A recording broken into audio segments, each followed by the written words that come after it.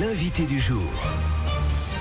Avec nos invités du jour ce matin, on va parler de Initiative Allier, une structure qu'on va découvrir, qui est rattachée à la CCI d'Allier. Dans nos locaux ce matin, Jean-Claude Perrault, bonjour. Bonjour. Président d'Initiative Allier, vice-président de la CCI de l'Allier également. Et puis à vos côtés, Jean-Philippe Carra, bonjour. Bonjour. Vous êtes dirigeant de Montluçon Levage Manutention. On va voir que vous avez bénéficié de cette plateforme, de l'aide de cette plateforme notamment. Alors Initiative Allier, Jean-Claude Perrault, déjà qu'est-ce que c'est concrètement ? Alors Initiative Allier, c'est une association, donc structure juridique, avec un regroupement de 4 plateformes existantes sur le département de l'Allier. Les 4 plateformes étaient donc Initiative Montluçon, Initiative Vichy, Initiative Moulins et AMI, donc une plateforme qui était liée au métier. 4 plateformes pour un département comme l'Allier, ça me semble beaucoup pour le nombre de dossiers qu'on peut faire, et surtout en comparaison avec les autres départements qu'on a soit sur notre région Auvergne ou la plus grande région Auvergne-Rhône-Alpes. D'accord. L'ensemble en fait faisait des dossiers de manière un peu non homogène, puisque AMI faisait une tour de 10 dossiers et les autres plateformes faisaient entre 20 et 25 dossiers par plateforme. Un ensemble pour 2017 de 75 dossiers qui représentaient en termes de prêts d'honneur autour de 800 000 euros. D'accord. Donc en fait, vous vous êtes dit, voilà, on travaille un peu chacun de notre côté. On a finalement des dossiers qui sont pas hyper nombreux chacun. On va essayer de se regrouper pour être plus efficace, c'est ça ? Alors, l'efficacité forcément, parce que je pense que quand on essaye d'être un petit peu optimum, on recherche à être efficace. Alors derrière, c'était surtout effectivement éviter d'avoir un cloisonnement entre les villes, c'est-à-dire que on a 3 villes dans le département, toujours pareil, et à un moment donné, on se regarde un peu en champ de faïence en disant qui sera le meilleur. Une compétition sur un territoire comme l'Allier, ça n'a pas de sens, et surtout qu'on va chercher du financement, parce que comment fonctionne une plateforme, on va certainement en parler après, mais vous cherchez du financement auprès de partenaires régionaux. Quand les partenaires régionaux qui se situent à Lyon, à Clermont-Ferrand maintenant, demandent, disent, ok, on peut vous accompagner pour vous financer. Donc financer, c'est quoi ? C'est mettre à disposition des fonds ou donner des subventions à une structure associative. Et quand sur un même département comme l'Allier, il y en a 4 qui vont demander, qui vont toquer à la porte, c'est pas très cohérent. Et puis on n'est pas forcément homogène. Donc du coup, on s'est dit, si on arrive à avoir une seule structure qui demande à des partenaires identiques, parce qu'à chaque fois on va voir qui, on va voir d'une part les organismes c'est bancaires, d'autre part des organismes institutionnels comme le conseil régional, c'est quand même un petit peu difficile pour nous sur les 4 plateformes d'aller voir l'ensemble des l'ensemble des partenaires. D'autre part, ça permet aussi d'homogénéiser l'ensemble des fonctionnements sur les 3 bassins. C'est-à-dire que les 4 plateformes avaient des fonctionnements un petit peu différents. Et ça permet, quel que soit où on est dans le département, avoir un traitement qui soit homogène. Alors c'est quoi être homogène ? C'est avoir les mêmes conditions d'obtention des prêts d'honneur. Alors je reviendrai dessus les prêts d'honneur parce qu'effectivement ça a du sens. Et puis d'une part avoir les mêmes montants. C'est-à-dire que les montants pour les plateformes peuvent aller de 3 000 à 15 ou 30 000 euros. Et là on va dans notre début de création homogénéiser les dossiers à travers le règlement intérieur. Alors, si on repart du début déjà, donc ça s'adresse aux porteurs de projets de création, aux reprises d'entreprise. Vous êtes le premier fusible, entre guillemets, la première personne qu'on vient voir, quasiment en tout cas.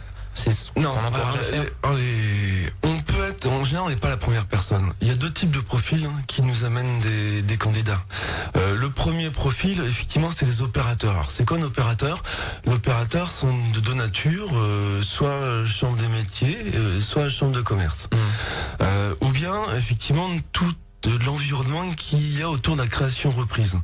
Alors, l'environnement, c'est l'environnement des juristes, l'environnement des experts comptables, l'environnement des conseils et puis l'environnement de bouche-oreille. Et effectivement, on peut nous renvoyer des créateurs, repreneurs de dossiers pour, d'une part, nous, on puisse monter un dossier et puis d'autre part aussi pour, à travers un comité d'agrément, avoir un aspect de conseil complémentaire et pluridisciplinaire.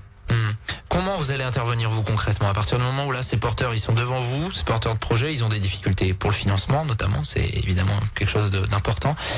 Comment vous les aidez ? Alors comment on les accompagne ?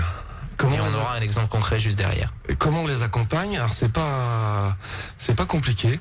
On a d'une part un dossier qui nous est présenté, qui est en fait l'image du projet, du créateur ou du repreneur.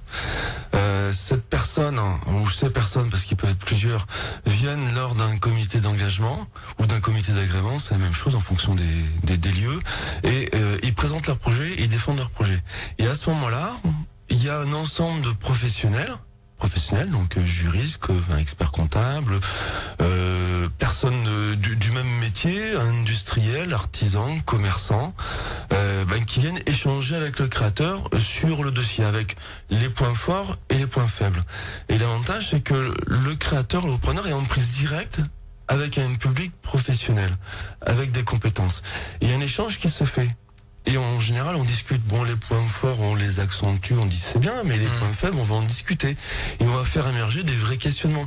Est-ce que le projet est viable? Est-ce que demain, effectivement, l'entreprise va pouvoir vivre? Et ce genre de questions, en fait, amènent souvent le créateur-repreneur à voir les choses un peu différemment et des fois à modifier un peu son projet. Donc, le premier atout, c'est d'avoir un accompagnement. Le deuxième, c'est effectivement faire un prêt d'honneur. Alors, c'est quoi un prêt d'honneur? C'est un prêt qui est fait à la personne. C'est un prêt avec un... c'est pas il n'y a pas de caution, c'est un prêt moral. Hein. Et derrière, la personne s'engage sur 5 ans ou sur 3 ans à rembourser ce prêt.